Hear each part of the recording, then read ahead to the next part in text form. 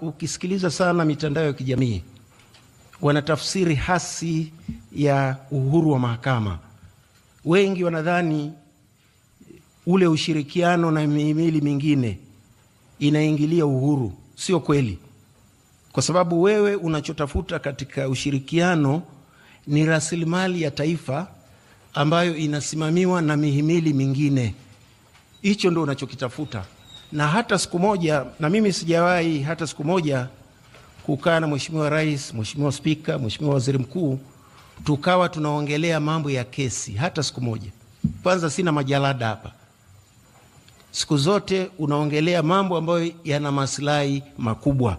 Kwa hiyo zile tafsiri kwamba ukionekana unafuatilia ni kuingiliwa, nadhani hiyo sio kweli. Na siku zote fuatilia hotuba za Mheshimiwa Rais, kwa sababu mle ndani kuna ahadi fulani ambazo anazitoa, unaweza kuzitumia kama silaha. Nakumbuka tarehe 22 mwezi wa 4, huu ulikuwa ni mwezi mmoja tu baada ya Mheshimiwa Rais kukabidhiwa uongozi wa nchi, alilihutubia bunge la 12. Sasa kuna maneno ambayo aliyasema siku zote huwa anatembea nayo mfukoni, kwa sababu ukikutana naye unamkumbusha hii ahadi ulitoa.